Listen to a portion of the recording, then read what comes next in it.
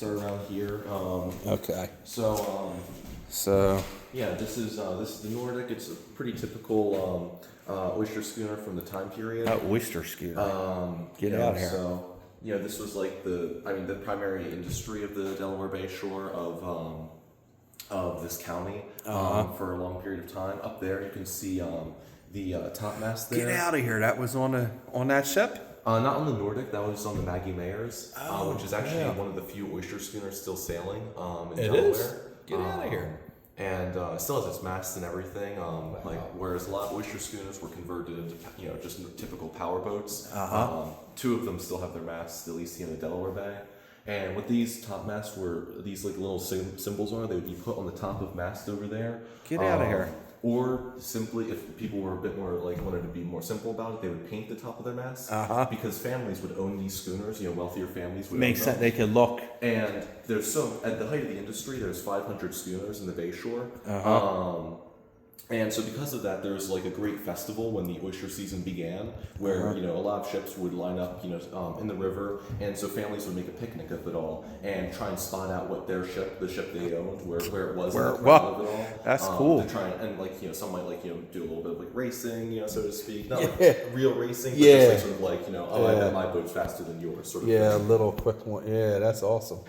Right here, this is a painting of the Cashier. That's actually the oldest commercial fishing ship in the United States. It was built in the 1800s, and it was still sailing up until the 90s. Unfortunately, it's currently kind of crumbling into the mud as we speak, but it was just really old oyster schooner. Was it a ship wrecked somewhere on a beach somewhere or something, or? I forget the exact details, but basically it stopped sailing. It stopped fishing. It was still actively fishing or oystering for some time. And it stopped for a few years. It was picked up by an organization who wanted to try and repair it. But in the time period when it had been used, it wasn't left at a dock or something. It was just kind of left sitting in the mud. And they just didn't have the money to be able to repair it. I see. But yeah, and this photo shows a little kind of a snapshot of the oyster industry at its height. Like I mentioned, there was 500 schooners operating on the Delaware Bay Shore at the height of the oyster industry. There was a sort of a myth that was said that you could walk from one side of the Mars River. That's where these ships were mostly based. You could walk from one side of it to the other without touching the ground because there's so many ships just tied to one another. A bit of an exaggeration. But, not far off. Yeah, we've been down to, where's the oyster, what's that, the Oyster Museum? Bivalve? Yes, and we'll be going there, folks, to do a video, too, in the future. Yeah, it's a great museum. They have a whole lot of resources. I think Rachel's the curator there. And it's an incredible museum. That's awesome. This is cool. Yeah, this is some stuff from World War II. World War II was really a defining moment for the oyster industry as it was for the rest of the country. Because during the war years, the Coast Guard and Navy conscripted essentially, not human beings were conscripted, but also the Coast Guard and Navy conscripted ships. So I'm sure that you'll hear about this at the Bivalve Museum, but for an example, the A.J. Meerwald, which is probably the most famous Delaware Bay oyster schooner. Okay. During World War II, it had its mast cut off. It was converted into a fireboat in the harbor of Philadelphia. Get out. To help the war effort, and that happened to a whole lot of other things. And the local shipbuilding industry was retooled from civilian stuff to military. That's where actually these two propaganda posters come in. They were hung over the shipyards, where workers could see them, sort of as when you launched a ship, it'd be all right, that's who we're launching them towards, so to speak. And that just the confusion and the turmoil that was created by the transition from peace to war and then peace again was really impactful in the industry.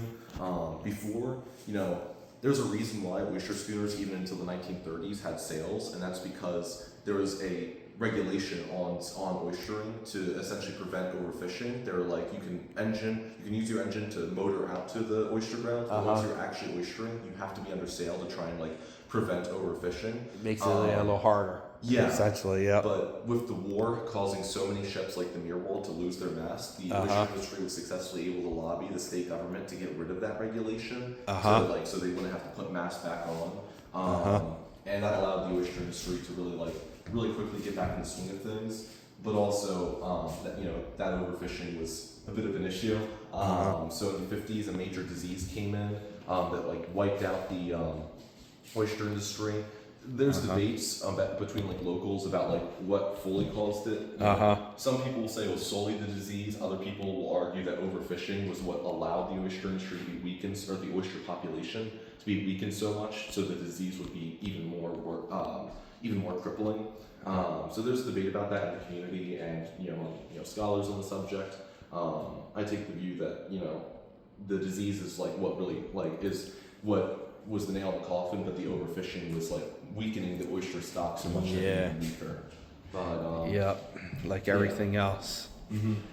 And it didn't help that another disease came in around the 70s and just hit The oysters in the 70s. Another one came in. Yes. What the hell was that? Yeah, just a whole lot of really just awful luck for the oyster industry that just completely caused its decline. It's still, I think, around a $20 million industry here in Jersey, but it's a far cry from back in the day when Port Norris, which was the heart of this industry, had more millionaires per capita than anywhere else in the rest of New Jersey. And nowadays, Cumberland County is the poorest county in the state. So it really really reversed. Cumberland County. Yes. I would have thought maybe Salem. No, we actually Cumberland is #1 in poverty. That is crazy. We've got them beat, I'm afraid. Yeah, we drive all around here, and it's just nothing but beautiful homes. But you hear that, folks? It's the poorest county in New Jersey. Not the worst, but not the worst. Definitely not the worst. It's a nice area, so don't be afraid to come down and visit and stop in and see this place. It's really nice, and you have very knowledgeable people. We were just over at the Artifact Museum. Yeah. Wow. Right over here, we don't have like a larger exhibit about it, but it is important to note that during the Revolutionary War, there's a wide level of like local captains of sloops and other smaller ships that participated in the war effort on either side, be it patriots or loyalists. The Delaware Bay was amuck with privateers and like little small combats on especially after the British occupied Philadelphia. If you were a patriot sailor coming out of Cumberland or Cape May or Salem counties, like coming out of a little river, you want to pop out, harass some British shipping, hide back in. We don't know what specific battle these cannonballs came from, but we do know that in the Mars River there was a battle at Peak of the Moon, where a number of smaller loyalist and patriot ships exchanged broadsides right on the Mars River. Get out of here! During the war. So that was one of the few really heavily militarized moments of the Delaware Bay. Cool. That came around. And can you tell me anything about the oyster dish? Is this because we got an old one, but we don't know much about them. We got lucky and found one. Antique shop. Yeah, I mean, was that made here in New Jersey, or is that just showing you the old time antique? Yeah, so I mean, I don't know the specific origins of that one, but oyster plates are a pretty common design motif all across South Jersey and the Delaware Bay shore, just because of how where in Detroit they might have a lot of car motifs. Yes. In South Jersey we have a lot of oyster and glass motifs. That's sort of what the designs of folks are. So you can find all kinds of oyster plates even to this day. You can purchase them in a lot of different stores and little boutique shops. Yeah, we found one in an antique store. They're hard to come by, the oyster. Very hard. Yeah. But that's very sort of in here and also under there where there's engine blocks, you can kind of see what allowed the oyster industry to run, because the schooners were incredibly beautiful ships, but it required a whole auxiliary industry to really keep it running. So there was an engine shop. These comes from Hettinger Engines, which was in Bridgeton. Okay. But also had a shop right on the shipping sheds, which was this whole row of essentially apartment blocks, but for the oyster industry right on the river. And there were sail makers. There were some of these tools here are from that. There's just all sorts of smaller industries that grew up around the wider industry to keep it running. And nowadays that auxiliary industry just really does not exist. So for again, to use the Mirwell as an example, because it's still was never converted into a powerboat or solely a powerboat. It still has its mast. When that ship needs to get repaired, or it needs to go all the way up to Maine, which is one of the few places where it still has an auxiliary industry for historic sailing boats. That doesn't really exist here in Jersey anymore. Yeah. Yeah. That's pretty cool. And here's some compasses, I guess, right? Clocks or gauges. That would be a compass in a box, right? I can't see past the glare. Yeah, just Cool. pretty typical maritime design there. You Yep. still find them in a number of ships. Yeah, this is a very nice place, and I've been by many times. It was never open, and the guys over there and the ladies that work at the other place were saying stop over, so that's how we came over. All right, yeah, glad to have you. Yes, yep, I'm very glad to get to come in and check it out, and I'll of course tell everybody, hey, check it out. It's definitely worth coming. Yeah. This exhibit is still under works, but what we're going to be putting here actually is going to be an exhibit on the Underground Railroad. Oh, yeah. This is Greenwich, this town, and it has historically had a high Quaker population, which were generally committed abolitionists. So the Greenwich was actually one of the major routes on the Underground Railroad for escaped slaves coming from Virginia or Maryland. They would, come to Dover and find passage across the bay, and then would come in through Greenwich. Harriet Tubman actually would stay here a couple times. And the abolitionist community was pretty powerful. There was a moment when slave catchers came up from the south. They came up here and they kidnapped some freed black folks who were living in nearby, and a crowd of abolitionists stormed Richmond City Hall, broke into the prison, and got them out. Great, good. A local oyster captain, actually from my home township of Down, he became an oyster captain and was politicized by the cause of abolition and of being against slavery. And he actually took his oyster schooner all the way down to Maryland. Sailed up, I'm forgetting the name of the river. I don't think it was the Potomac, but it was one of the rivers on the Chesapeake Bay. Sailed up it, freed in the night 70 enslaved people, brought them onto his boat, and they were unfortunately stopped by local not police. Police didn't necessarily fully exist at the time, but they were stopped, and they were returned. Forced really into kidnapped back into slavery. But that really speaks to the level of abolitionist, not only presence, but even militancy in South Jersey and in Cumberland County, and how entwined it was with the maritime community as well. That really played a major role in all of that. Yeah, that's cool. Very cool. Beautiful stuff. Beautiful place. There's John Du Bois. He's obviously the namesake of this museum. Oh, cool. Major oysterman, and he had an interest in the industry in which he made his living, and collected a lot of artifacts. Well, at the time they would have been just everyday tools, but artifacts for donating to this museum. You guys got some information on them. And this is the door. I'm just going to circle around again. What was that? That's not like a ship. Is that not considered like a ship's lady they used to put on the front of the ship, or is that something else? What would this? Yeah, so the ships around here, the Delaware Bay, were too small to have actual the things put and on. Also they're working ships. You find these at most on military ships or more ceremonial stuff. You would find them on a working ship even when these were being made. Cool. This actually comes from a lighthouse. This is a replica of. We used to have the photo up. I think it got moved for this upcoming exhibit. You can find the original piece in the Gibbon House across the street. Yeah, we've been there it's been a while, but we were on a tour. We're going to go for another one at another time. Okay. They have a piece of this? Yeah, they have the original figurehead. It wasn't moved here because it was too fragile and old. So this is a replica of that, but this came from one of the lighthouses. Okay, cool, man. Thank you for telling us. And are these local decoys that guys carved, or these are from all over? Or? Yeah, these are mostly local. the oyster industry is what gets most of the love when it comes to like the Delaware Bay's like maritime activities, but obviously small game hunting like on the marshes and waterways is something that's been in this area since the Lenape, centuries ago, and the decoy carving tradition still exists. I have I carve decoys myself. Yeah, I mean, like in Cape May County, I know there's a lot of it still going on. Yeah, JP Hand.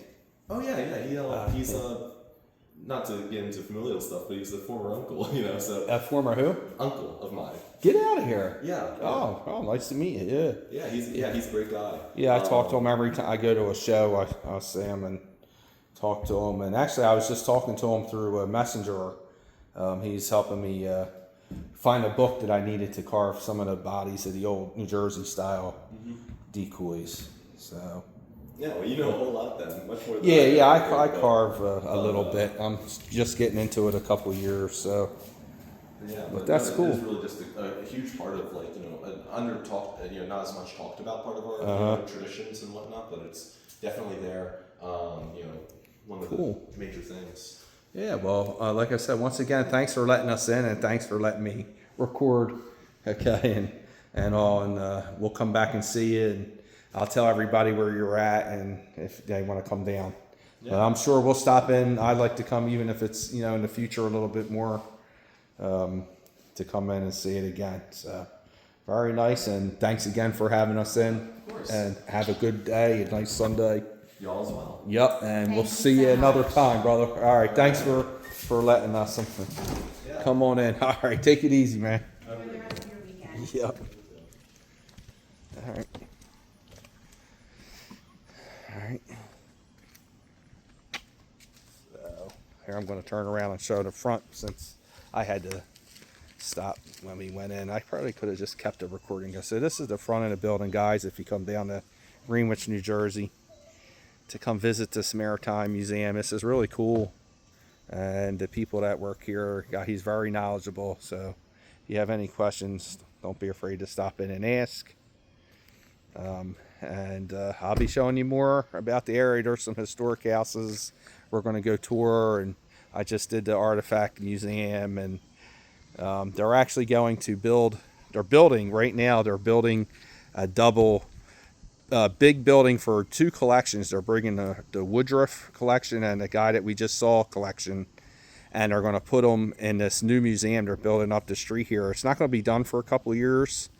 The one is called the Woodruff Collection, and it's at the Bridgeton Library right now in New Jersey. That is really nice also. I'm going to call them and see if I can get a spot to get in to see it. It's hard to get in there because they don't have a lot of people, but this is the town of Greenwich. It's a very beautiful area. I was showing you on one of my videos where they did a tea burning here. Okay, like up in Boston. Boston, I believe they threw the tea in the water. I don't think they burned tea. Maybe they did. But down here they burned it. So, and there's a lot of Revolutionary War history here, and oystering, as you heard in there, and duck carving, which I do a little bit of duck carving, decoys, and other carvings myself. If you're interested, you guys like to see something or maybe even purchase something, I have stuff I make, and it's not super crazy prices compared to some of the carvers out there, but I have quite a few things. I do fish like whale. I did a couple whales. I'm doing a mallard and a hen, a drake and a hen decoy set right now. I've done a couple loons, a couple wood ducks so far, and I do decoys, and I also do just highly detailed display birds. I'm actually putting them in down in Ocean City, Maryland, coming up this next year for the World Championship. And I do a couple other smaller shows, Haberday Grace, and they have one over at the Stockton College in New Jersey. So I'll be putting some of my birds in there, but I do have some stuff for sale. If somebody is interested, I can definitely ship it. And I do everything from high detail decoys to just gunning decoys to severely highly detailed birds. I'll take a picture or some and post them, maybe to a short with a little bit of music in it or something, or just a short me explaining it, and you guys can take a look. And thanks for following me today and coming with me. And I'm just walking to show you guys down the street. This is a very nice town to come to. Lots of old homes and Revolutionary War history here, and oystering. If you like any history on oystering and duck carving and just old houses, this is the place to come. I'll be taking you over to another place, Duval, I believe, is it? There's a huge oyster museum over there. Bayville, I'm sorry folks, it's called Bayville Center. I'm going to go do a video over there at some point here this summer and show you. So you'll be seeing a lot more videos, and like I said, we'll be doing stuff all through New Jersey and all other states. Right now I'm kind of concentrating in New Jersey, but I bounce around. So thanks for watching my video and coming to my channel, and please come out and visit these places. They would love to have you. They're free. They, have a little donation box. You can stick a couple dollars in if you can afford, and help them out a lot. They don't get a lot of help down here as far as that with the state and all. And or if this is also for people who don't get to travel, or from out of state, it's a little bit too far out of their reach. If you can watch the videos and see what New Jersey has, it's not just all built up and city. And I'm going to take you guys on some really rural stuff. We'll be in the Pine Barrens.